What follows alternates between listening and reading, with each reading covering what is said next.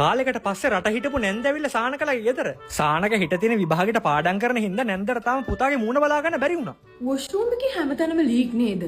ඔව් මේ බාල බඩු වගේකට අහුණානේ. පොඩි පුතා නම් කාමරේ කාත් එක්කද බර කයියා. අයියා වෙන්න බෑ. කොල්ලෝ ඔය පාඩම් කරන සද්ද ඇහෙන්නේ නැති නංගිට. මම ලංකාවෙන් යද්දි ඕක අත දරුවානේ. දැන් ඌ ගජ ඉලන්දාරියා. හැබැයි නංගි මොන ඉලන්දාරි වුණත් ඌ මට කීකරු. පොතපතේම නින්නේ.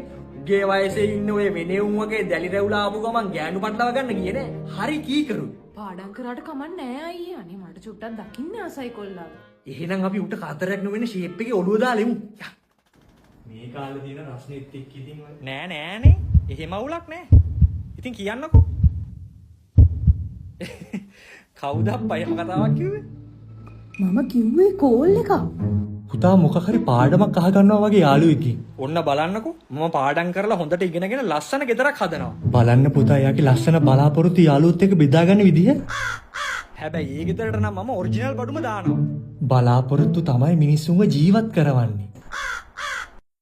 අපේ තාත්තා හරි මෝඩයි යන්නේ. කවුද කිව්ව පළියට කොහෙන්ද බාත්රූම් ෆිටින්ග්ස් ගෙනලා දැන් හැමතැනම ලීක්. ගාලේ වනම් පෙරියකින් ගන්න තිබ්බනේ. මනම් පේරියකින් නෙමෙයිද වොෂ්රූම් එකට බඩු දැම්මේ. පුතාට මොලේ තියෙනවනේ ඔයාට වඩා. මේ හැමදේම ඉතින් මම කරන්නේ ඔයාට ගොඩක් ආදරේ නිසානේ බබා.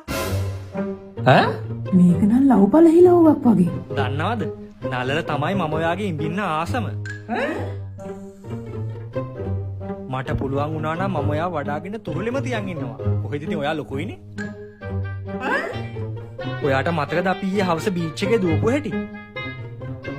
යකෝ මම හිතුවේ මූයේ වැල්ලේ ගියා කියලා බල්ලත් එක්ක ඇවිදින්න. බයියන් කාලා දෙන්නේ. දැන් මෙතින් පොඩි පැටි එක්කේම හදන්න ආසාවක් නැහැ. ඔයාකෝ පැටව ගන්න මූ.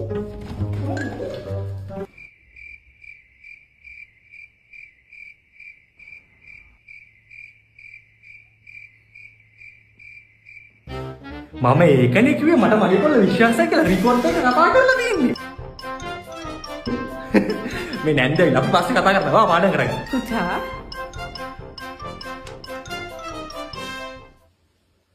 මොකද්ද බබා ඔයා කිව්වේ?